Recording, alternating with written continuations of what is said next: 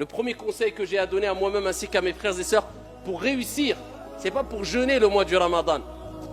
Certes, il est demandé de prier, mais prier c'est une chose. Mais est-ce que tu as réussi à prier comme il se doit?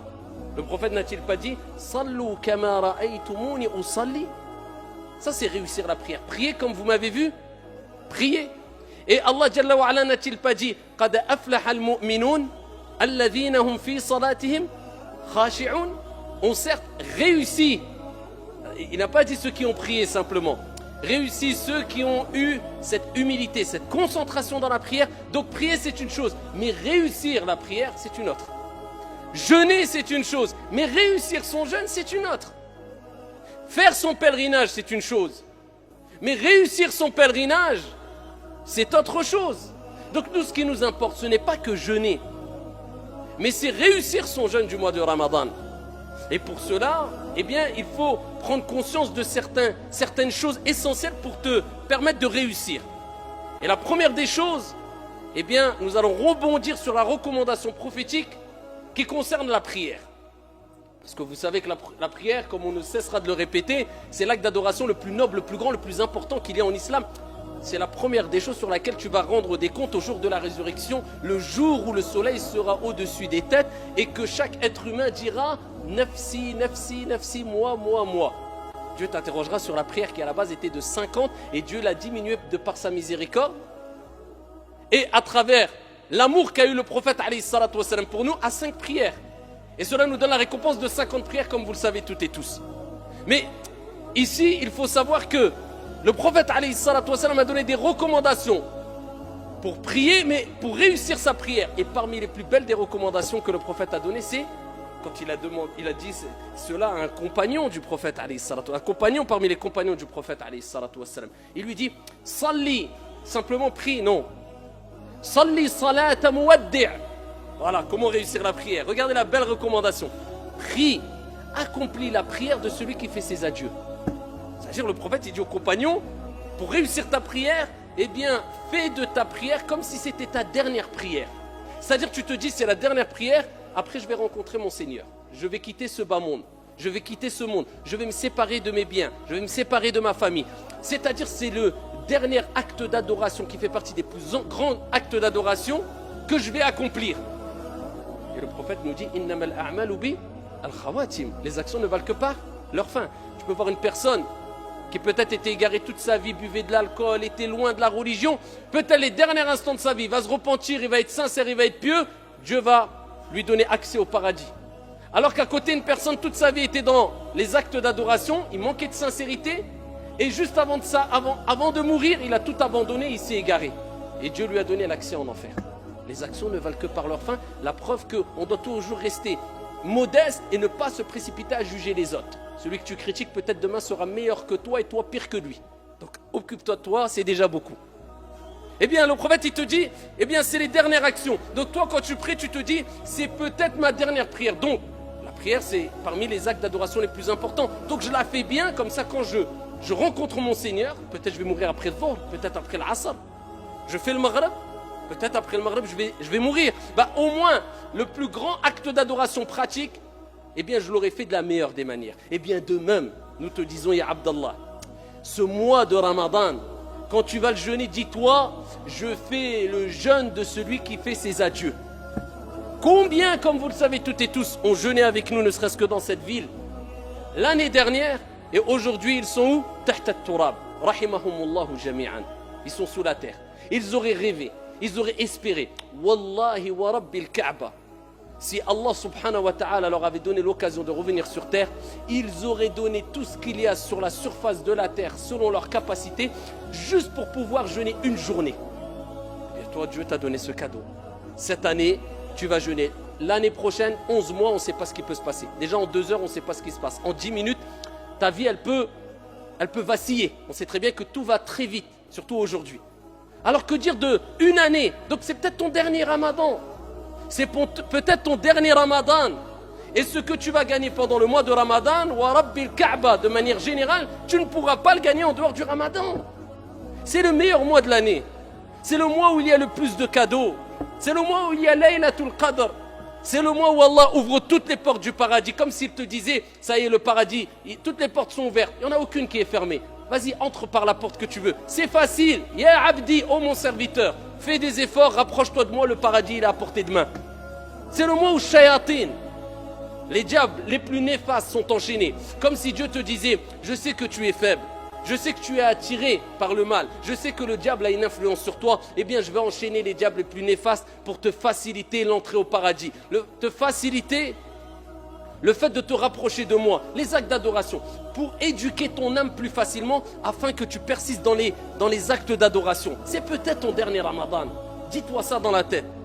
Et tu vas quitter ce monde, peut-être, avec le dernier Ramadan accompli de la meilleure des manières. Quel bagage, quel investissement.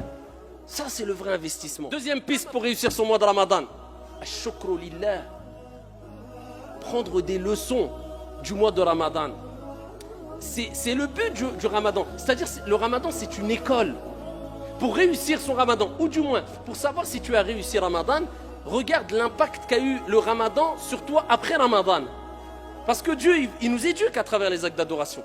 J'espère bien que vous avez compris que les actes d'adoration, ce n'est pas simplement le fait de faire des gestes pendant la prière. Non, ces actes d'adoration pratiques, cultuels, ont été mis en place aussi pour nous éduquer dans la vie de tous les jours. Vous comprenez ça? Mais Ramadan, si tu veux le réussir, eh bien c'est que tu vas comprendre que c'est des leçons le mois du Ramadan et que ça doit laisser une marque sur toi après Ramadan. Quand tu viens à la mosquée, et que tu dois venir en marchant, sans courir, et que tu dois t'aligner avec tes frères, tu dois te rapprocher des frères, coller tes épaules, pas coller les pieds. Beaucoup collent les pieds, alors que dans les 4 écoles, ça n'existait pas. Coller les pieds, c'était juste pour aligner les rangs. Après, tu n'as pas besoin de coller les pieds. Mais aligner les rangs, le prophète, il dit avec douceur, vous rapprochez vos épaules. Vous suivez l'imam. Pourquoi cette discipline? Pourquoi cette organisation? À une heure bien précise. Quand l'heure est passée, ça y est, tu vas prier tout seul. Des mouvements que tu fais en harmonie tous ensemble. Tu suis l'imam, tu fais pas ce que tu veux. Pourquoi ces règles? Pourquoi ces comportements? Pourquoi cette gestuelle? Pour nous éduquer, nous apprendre à être disciplinés, à être organisés, à être carrés, à être sereins, à être apaisés. Mais est-ce qu'on a compris cela, non? Normalement, on doit être les gens les plus éduqués, les plus disciplinés. Et malheureusement, illa man rahimallah, ce n'est pas le cas. Parce qu'on n'a pas compris que derrière les actes d'adoration, il y a une éducation qu'on doit mettre en application dans la vie de tous les jours. Quand tu sors, quand tu vends, quand tu achètes. Dans chaque acte d'adoration, on peut puiser plusieurs leçons qui nous permettent d'être éduqués et disciplinés en dehors de la mosquée, en dehors de l'acte d'adoration lui-même. Siyam Ramadan, le mois du Ramadan, ça nous pousse à la modestie. Parce que tous les actes d'adoration, eh bien, c'est un des buts. C'est quoi? C'est la modestie, la prière. Tu pries aligné, tu es à côté du riche, tu es à côté du pauvre, tu restes modeste. Le mois du Ramadan, le pauvre ne mange pas, toi tu ne manges pas. Tu es riche, tu ne manges pas. Parce que tu as des millions, tu as le droit de manger avant le Maghreb, abadan, tu attendras le Maghreb. Pour mettre tout le monde au même niveau. Al-Hajj, eh bien tu es riche, tu es pauvre, tu vas mettre tes deux vêtements blancs qui ressemblent à un linceul.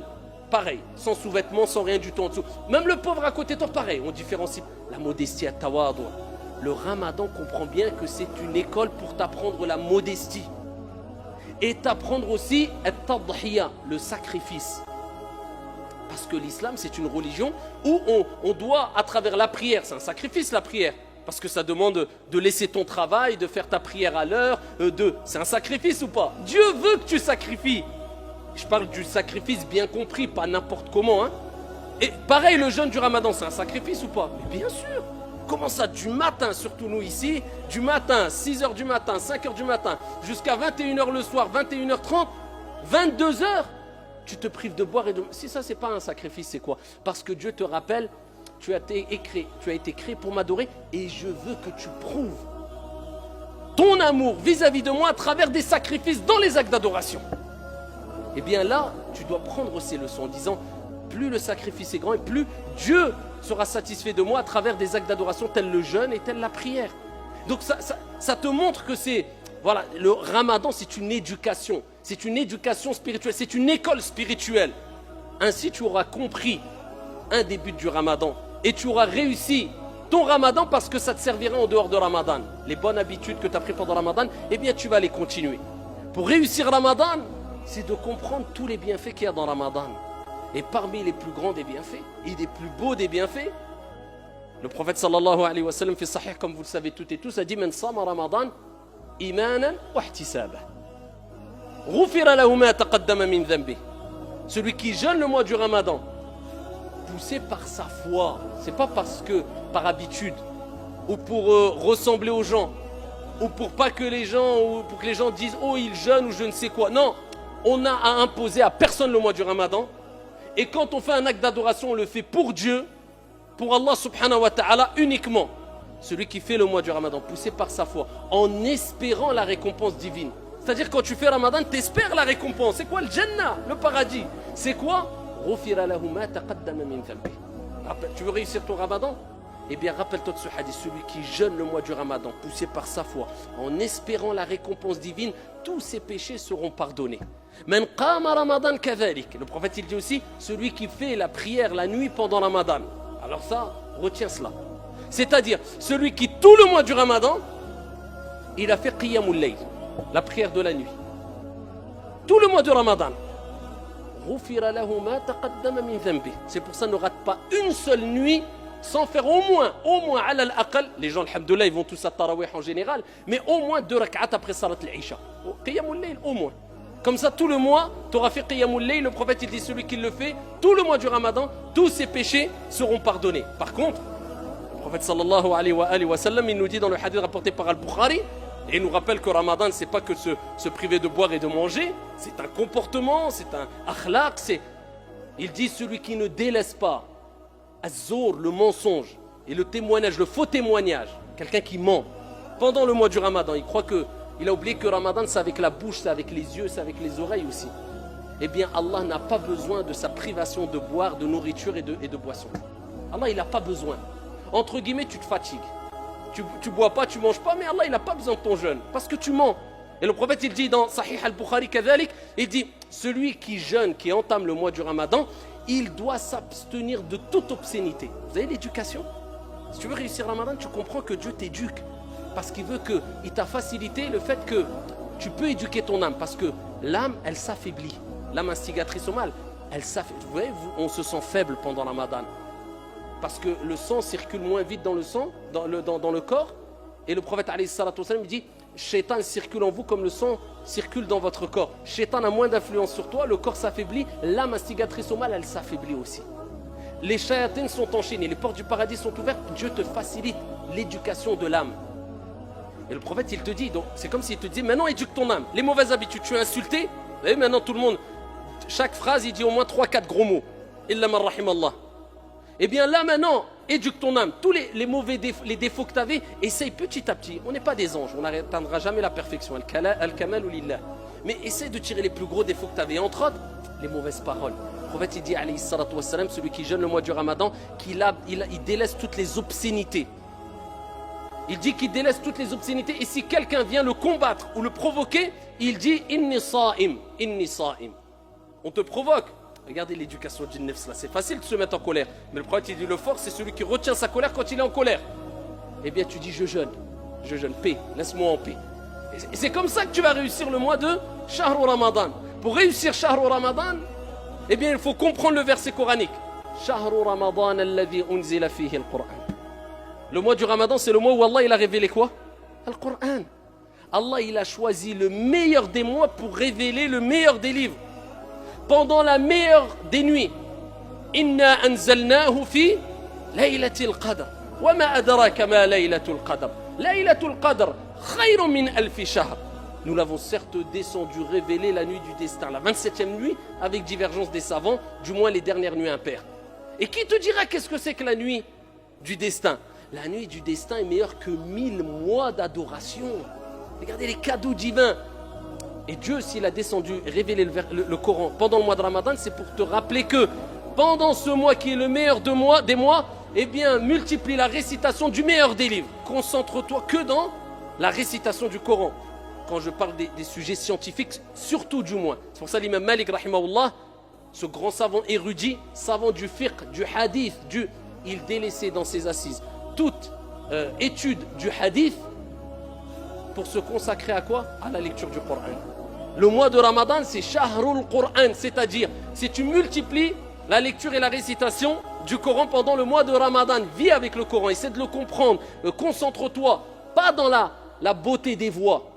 Parce que maintenant, les gens ils cherchent les mosquées où il y a les plus belles des voix. Et ça c'est parmi les égarements qu'a mentionné déjà Omar ibn al-Khattab à son époque. Jusqu'à ce que certains maintenant, c'est plus une récitation. Warattilil Qur'ana tartila, comme il se doit, mais on mise tout sur les mélodies.